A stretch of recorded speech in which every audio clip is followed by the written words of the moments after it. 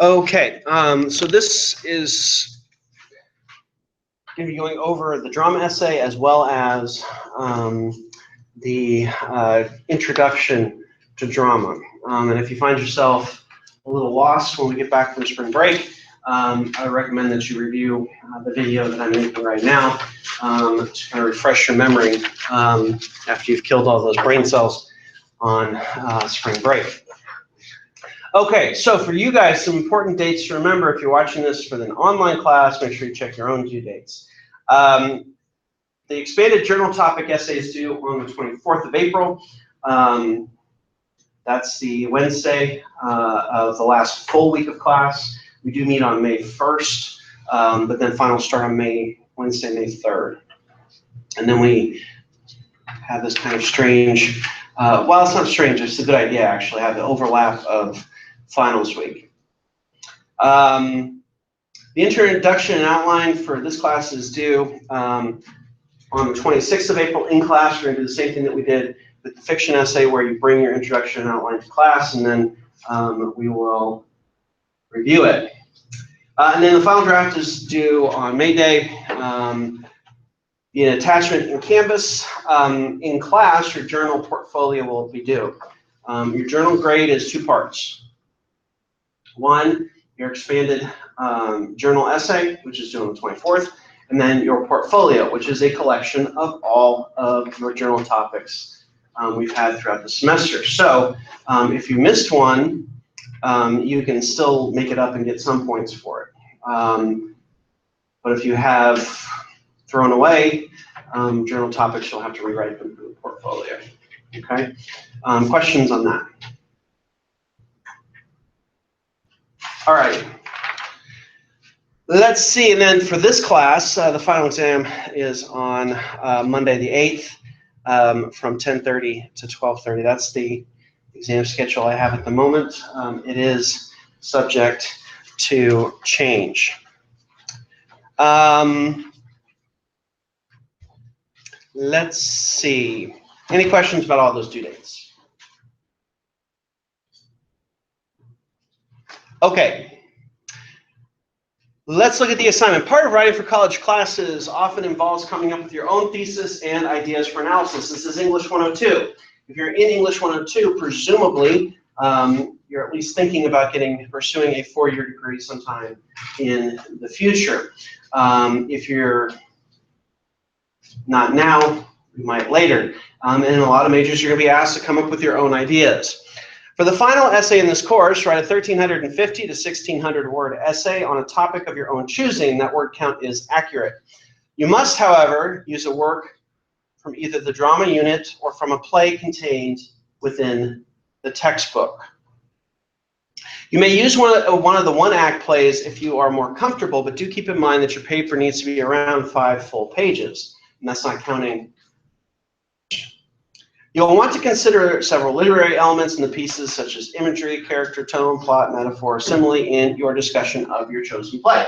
So, in other words, you have to figure out something of literary significance that you want to talk about with your play and make an argument in this paper, okay? Like I said, this is something that oftentimes you're going to be asked to do in a college level course, especially an upper division course. All right, questions? All right, so the question that may be on a lot of your minds is, how do I get started? The most important part of this process is selecting a work you're interested in writing about. After you have selected a work you'll want to write about, please do the following. Read the work again and take copious notes both in the margin of the text and in your notebook. Watch a production or productions of the play if one or more is available. Once you have reviewed the play, brainstorm themes, ideas, topics, and other items of significance to write about. Write a rough outline of with a working thesis. Do the preliminary research to see if you can support your thesis. Remember that you really should write your outline before you start doing research, because source material is there to support your ideas and not replace it. You wouldn't go to sources to talk about the play and say, oh, well, Bob says this, so I'm going to make that argument. It's vice versa. You make your arguments about the play, and then look for research that helps support that. All right? Questions on the process here? Okay. Writing about drama. The online writing lab at Purdue University has a good overview of writing a literature paper. And if that link doesn't work, just go to OWL Purdue and search literature paper. In addition, read the Writing About Drama chapter in your textbook on page 1550 to 1564 for tips. And also, I'll give you more ideas. At the end of several chapters in the drama section of your textbook, there are writing essays ideas, and you can generate ideas in the general questions section after the full-length plays. Because usually the general questions ask about thematic or major ideas that are going on through the work. Although you won't necessarily use these exact topics if you are stuck, you can certainly go to these prompts to generate ideas for your essay. Now, in addition to your own analysis of the works, you must use at least 4 secondary sources. 4. So the first 2 essays, poetry and fiction essay, are 3. This has a minimum of 4. And remember, the dictionary does not count as one of your secondary sources. You can use it, but it's kind of a cop-out. So it's usable, but it doesn't count towards your minimum. The primary source does not count in this number, but you must cite it on your Works Cited page. In other words, you have to have at least 5 entries on your Works Cited. These sources must be viable, legitimate academic sources that analyze the work. Remember to use MLA documentation when documenting your sources. Questions so far? And we're using the MLA 8th edition, not the 7th, which means it's going to be different than the documentation that's used in your textbook. Okay. At all costs, avoid writing a plot summary of the text. Remember, for any of these papers in this class, we're assuming the reader has already read the text. Okay? What we're doing as analysts is providing more depth to the text than you would get by just reading it. Okay, that's our goal. Some issues to think about that might help you get started on your paper. What are the characters' ideas, desires, wants, needs? What are the major themes of the work? How are they present in the text? What societal issues are affecting the work? Does the time period and social customs play an important role in the work? And let me give one caveat. I don't care how the work relates to today, okay? If you're writing about A Doll's House, for example, it was written in the 19th century. Write about the issues going on in the play, not how it relates to women's issues of today. That goes for the fiction essay as well, but focus just on the work. I don't care how it relates to today. I want to make that crystal clear because over the last 3 or 4 years, that's kind of been an issue that students want to take their papers in that direction. And for most of these work, because it's cheaper, they're older than 20, 30, 40 years. Okay, so focus on the work as opposed to how it relates to 2017. Okay? Questions on that? Okay. Let's see. The requirements are pretty much everything that we've had in the class so far. It needs to be written completely in the 3rd person. That means no first person, I, me, my, we, our, us. No second person, especially you, your. Actually, you'd lose 2% of your overall grade in this class if you use the second person on this paper. So it doesn't sound like a lot, but it is quite a bit. Make sure it's in Times New Roman, 12-point font, at least 1,350 words long. Submitted in Canvas by the due date. And this paper is worth 200 words because it's harder, so you should get more credit if you do a good job, as opposed to the 150 of the poetry or fiction essay. All right, any questions? I know you guys' mind's probably mostly on the fiction essay. Again, that's why I'm recording this, so you can come back to it if you need to. Okay. So let's take a look at how we examine plays, looking at drama. And let me go ahead and on the video do a screen share. And go to my PowerPoint here. Okay, so this is a brief overview of what we should be looking for in drama. Okay, so just like fiction, our focus is going to be on character development. That's what most literary works focus on. Developing characters, showing something about the human condition. The human condition is defined as what it's like to be a person. So whether it's something emotional, love, anger, loss, depression, or a life event that you deal with, death, birth, conflict, in the case of one of the plays we'll be reading after break, killing your husband, and why. These are experiences, and that's really not about killing your husband, it's about another issue. The experience of being human is critical to any piece of literary work, whether it's a poem, a play, or a short story, okay? Now, something to our advantage as students is that character traits are often repeated in a play. It makes it a little bit easier when we're reading a play to catch on to what the author wants us to get out of it. Plays are meant to be performed. So, I don't know how many of you have attended live theater, but if you have, you're not going to be sitting there reading along with the play. So the audience, since they can't go back and read it, these character traits are often repeated either through action or through dialogue in a play. So to analyze it, it makes it a little bit easier for us because stuff is repeated more.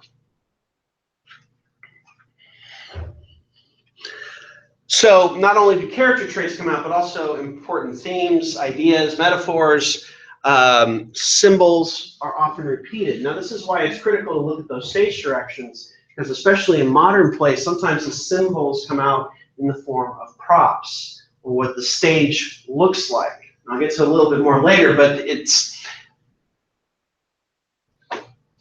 critical that you read stage directions, because I know it's tempting to just kind of zip through stage directions because it's faster. But it's going to be a big mistake in terms of your overall understanding of the work. Okay, so more on how plays present information. The main way that we get character traits is through dialogue and monologue. Dialogue is two characters speaking to one another. We get that in fiction. But in monologue, there's a couple different ways that monologue works out. One, it can be a speech where the character is speaking to themselves or to someone else, but they're not really aware of the audience. Whereas another type, which we see a lot in Shakespeare, soliloquy. A soliloquy is a character's innermost thoughts being expressed to the audience. Oftentimes, this is to let us know what the main character is thinking. So, although the character isn't completely aware there's an audience there, it's direct information to the audience. It's getting those thoughts of the main character, because a lot of these plays are written before you have microphones and things like that. You can't have a voiceover in Elizabethan England. So as a technique, they're expressing their ideas through something called a soliloquy.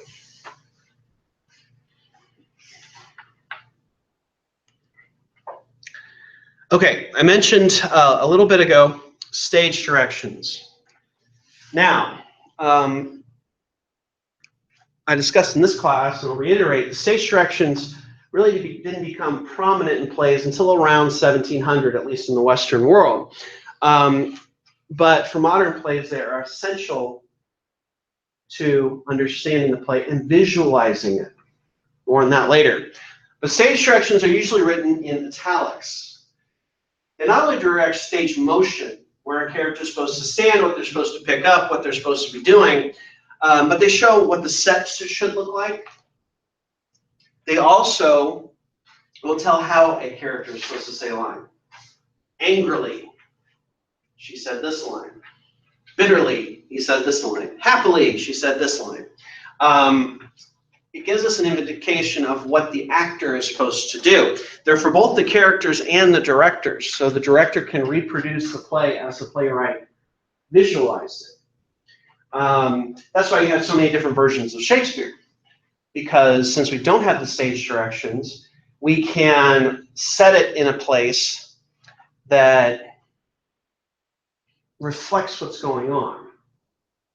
You know, for example, Hamlet is often set in the early 20th century because in Europe, the First World War really destroyed the old way of thinking in terms of feudalism and monarchies, dukes, earls, barons. The aristocracy crumbled a little bit, or a lot, I should say, after the First World War. So because it's a play about a crumbling aristocracy, it'll be set in the early 20th century. Personally, I'd like to see a production of Hamlet set during the U.S. Civil War, where Hamlet and those of Denmark are in Confederate costuming, whereas Fortinbras and kind of the counterpunch to Hamlet are in Union clothing. They're from Norway. But still, it would reflect the ideas of a crumbling country that are expressed in the play. I'm digressing a little bit, but stage directions are important parts of your reading, so don't skip it. Okay, so this is from your reading, but just to kind of review the types of characters you see in drama, they're similar to ones we see in fiction, but oftentimes they have a slight difference. We have round characters. These are characters that are going to profit from the experience in the play. Your protagonist is always going to be, a round character. We kind of talked about this with Amy Tan's story, Two Kinds, where the narrator, Jing Mei, is a round character because she experiences change, but even to her dying day, her mother is more or less a flat character. She doesn't grow from the experience. She stays the same throughout the narrative. Well, we see this in plays as well. A round character is going to experience character growth, generally speaking, in a play. If I can get my PowerPoints to sync here. There we go. Okay, so in addition to round characters, we also have flat or static characters. And I'm not going to go through the video. I'll show it when we get back from break. But this person does not experience a change throughout the course of the play, but they serve a purpose. Sometimes it's to bring out something in the main character. And what the video shows you, if you want to go to the link, you're welcome to, is at the end of Hamlet, before the fight scene, everybody dies, there's a little bit of comic relief. Hamlet has kind of a back and forth with the gravedigger. That's funny, but it also serves the purpose to bring something out in the main character. The gravedigger is there to help Hamlet contemplate his own mortality. He has a brief discussion of no matter how great a person was, from Alexander the Great to Jesus to Petrarch to anybody that came before you, they all turn to dust in the end. And that's what Hamlet's thinking about. You know, we all turn into these bones that I'm seeing here, regardless of how great a person we are. But that flat character, the gravedigger, the sexton, his purpose in the play is to bring something out in the main character. Okay, so we've talked about characters, we've talked about how plays reveal information. Let's talk about structure. I hope I don't go too far. Okay, sorry. Okay, the structure of a lot of plays is called the Freytag pyramid. It's a Germanic way to say Friday, Freyerstag. It's named after a Norse god. And this pyramid is a typical plot setup for a full-length play, whether it's 3 acts, 5 acts, 4 acts, whatever it might be. And the Freytag pyramid follows a certain structure, which is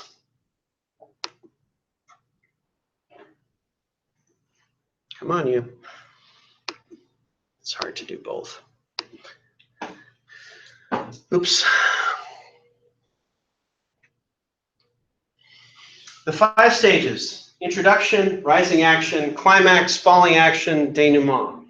We find out about the characters early on in the play. Their situation gets complicated somehow. There's no conflict, there's no story. The climax or crisis happens in the middle. And I want to be clear about this, so I'm going to reiterate it. The climax is the point in the story which events happen that lead us to the end. Okay? It may not necessarily be the height of action, but it's where the play goes past the point of no return. Okay, then we have falling action that leads to the conclusion or the denouement. If it's a tragedy in the denouement, everybody dies. If it's a comedy, everybody gets married, or at least in traditional plays. As we get into the modern world, that gets more complicated. All right. Now, some plays don't follow this, at least some of the ones that we're going to read, because the one-act plays will often follow the same plot structure as a short story, which is the upside-down question mark, where we have rising action until we have a climax near the end of the play, and then a short denouement. Okay? The climax, or the point of the check mark, that's where the gun goes off, or something like that. In other words, we get a rapid conclusion to the play in one-act plays. They really are more structured, more often than not, like a short story. And you're going to see that with some of the plays that we read, like Before Breakfast, Beauty, and Trifles. The short story version of that is A Jury of Her Peers. Okay, now this is the million-dollar question when I was a snotty 17-year-old, asked my teachers in high school, how can we read the play instead of just watching it? Well, there's good reason to. First and foremost, there's not always a good production of the play available to us. We can't always go see the play. So in order to gain the same literary value that we might from seeing a production of the play, we can also read it. Sometimes, as in the case of Shakespeare, it's written in poetry. That's why we finish with drama in this class. The last work that we do is a Shakespearean play. Why? Because it combines all the elements that we've studied this semester. It's written in poetry. It has a plot line. It has characterization like we see in fiction. Then it also adds the elements of performance and character development in the style of a dramatic culminator studied with Shakespeare. Also, in drama, the character development can be just as powerful as you might see in a short story. Okay, so it's worthwhile to read it. And as I mentioned before, the playwrights often do you a favor. How? They repeat stuff that we're supposed to catch on to. And by repeating it, it makes it a little bit easier to catch on to the thematic importance of various things in plays.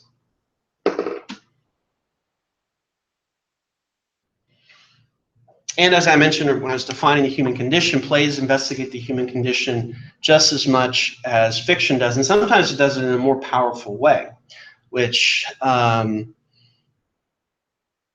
be very moving. You know, people, I don't know, there's just something different about seeing a play as opposed to watching a movie of something.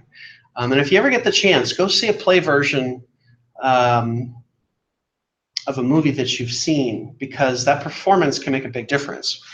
I do want to talk about performance in a little bit, but first and foremost, since you're going to be reading for this unit and you want to do well, here's some tips for effectively reading plays.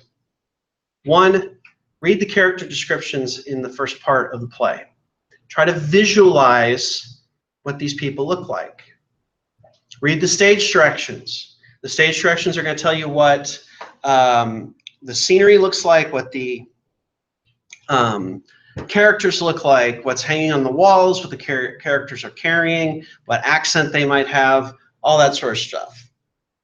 Really try to picture the stage, or excuse me, right? Really try to picture the play on the stage.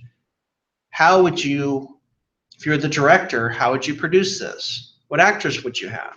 What would they look like? Put yourself in the actor's shoes.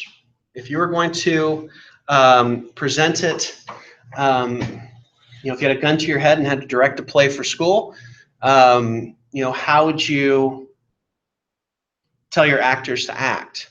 Now, I do want to look at a performance versus reading it. And that's why it's important that as much as possible we do a combination of the two, reading and watching the performance. So go ahead and get out your books. What I want you to do is read Hamlet's To Be or Not to Be speech, which starts on the bottom of page 1121 in your textbook. Now, if you're watching this video online, I will put the text up here for you to read. It's not that long. It's only about 60, 70 lines, but it's probably the most famous speech in English. Just go ahead and read it, and then we'll watch a performance of it.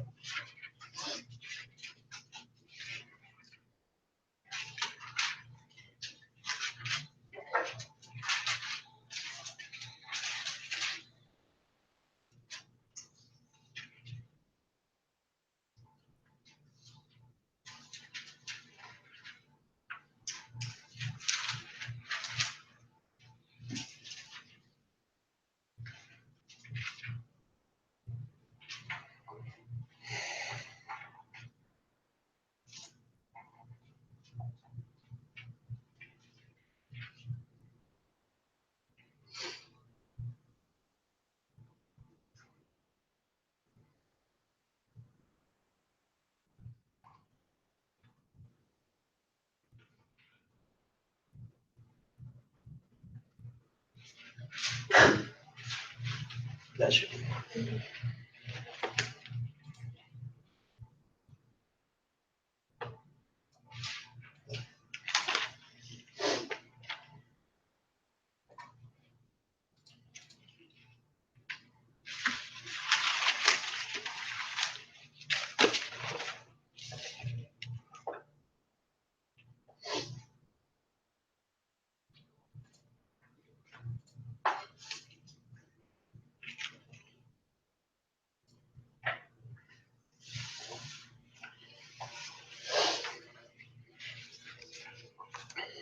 Most of you have finished reading. I'm going to go ahead and start the video here in just a second.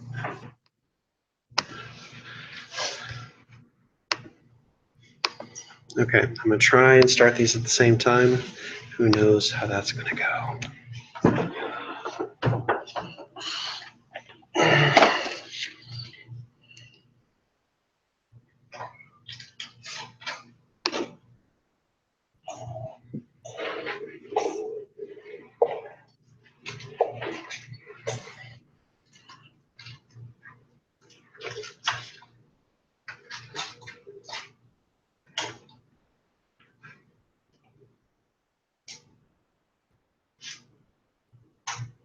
they or not to be? That is the question. Whether 'tis nobler in the mind to suffer the slings and arrows of outrageous fortune, or to take arms against the sea of trouble, and by words end them, to die, to sleep no more. And by a sleep, say we end heartache, the 1,000 natural shocks that flesh is heir to. 'Tis a consummation, devoutly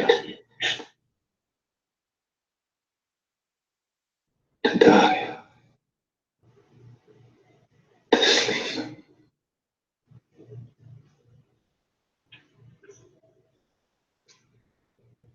To sleep, perchance to dream. Aye, yes, to run. For in that sleep of death, what dreams may come, when we have shuffled off this mortal coil, must give us pause. There's the respect that makes calamity of so long a life. For who would bear the whips and scorns of time, the oppressor's wrong, the proud man's contumely, the pangs of disprized love, the law's delay, the insolence of office, and the spurns that patient merit of the